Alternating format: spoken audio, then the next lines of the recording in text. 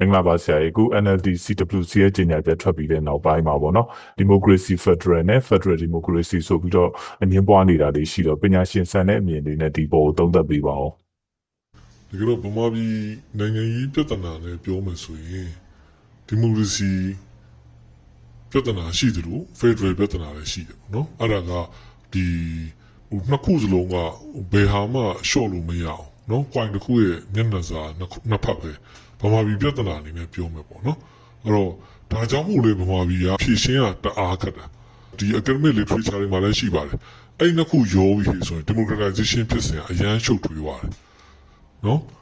ဒီမိုကရေစီပြဿနာလားဒါမှမဟုတ်ရှင်လေ nation building လား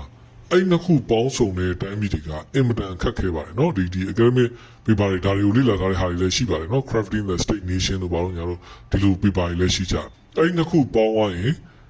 ငကိုတွေကခတ်ထားပြီးသားပေါ့နော်အဲ့မှာမှနော်ဒီစနစ်အနေနဲ့ပြောမယ်ဆိုရင်တော့နော်ဒီမိုကရေစီကအခြေခံပဲ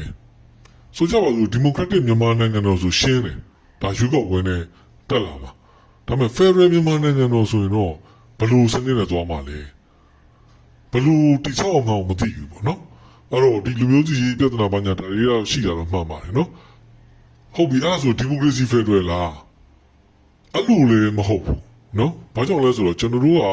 process နေနဲ့ကြည့်မယ်ဆိုရင်ဗမာပြည်ရဲ့ process ကိုနော်ဒီလို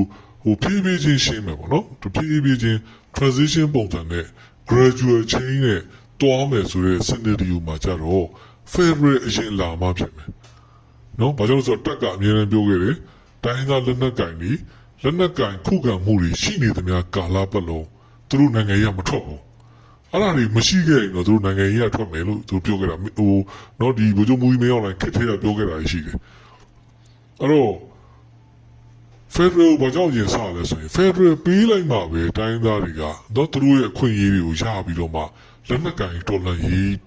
လုပ်ဖို့အတွက်ကိုစံတပြင်းပြမှုတွေကတဖြည်းဖြည်းလျော့လာမယ်တကယ်ပုံမှန် formal နိုင်ငံရေးဖြစ်စဉ်တွေမှာပါလာမယ်အဲ့ကြတော့မှ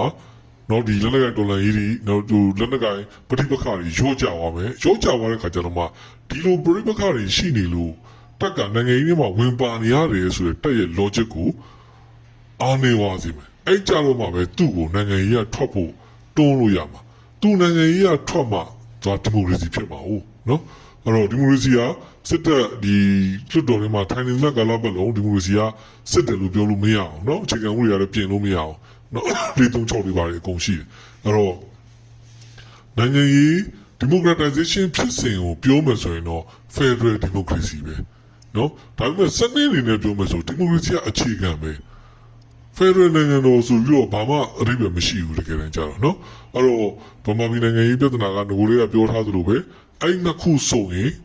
ပုံမှန်အဖြစ်ကိုရှုပ်ထွေးပါတယ်နော်ဒါ academic article တွေလည်းရှိပါတယ်အဲ့တော့ဒီအဲ့မှာမှရှင်းပြောလို့ရှိရင်ဒါကတော့ဒီ diversity နဲ့ပတ်သက်တဲ့ hypothesis တွေလည်းအများကြီးရှိတယ်နော် ethnic diversity hypothesis တို့ဘာလို့အဲ့လိုမျိုးရှိတယ် religious diversity hypothesis အဲ့လိုမျိုးတွေလည်းရှိတယ်အဲ့တော့ဒီလို ethnic group တွေများမယ်အဲ့လိုမျိုးတွေများရင် democracy ကိုnegative ဖြစ်တယ်ဆိုတဲ့ဟာကတော့ဒါတော့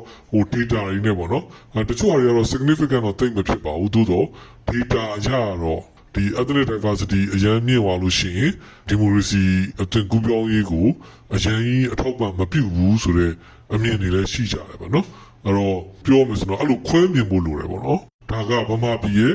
နော် coin တစ်ခုရဲ့နှစ်ဖက်ဖြစ်ပါတယ်ဒီမိုကရေစီပြဿနာရှိသလို Federal ပြဿနာလည်းရှိတယ်ဒါကိုအသိမှတ်ပြုရမယ်စနစ်အနေနဲ့ဆိုရင်တော့ဒီမိုကရေစီကအခြေခံပဲနော်ဒီမိုကရေစီပြီးမှ Federal ကလည်းဟိုဖြစ်မှာ Federal ပြည်တော်စုဆိုလို့ဘယ်လိုတိဆောက်အောင်မသိဘူးနိုင်ငံရေးစနစ်ရနော်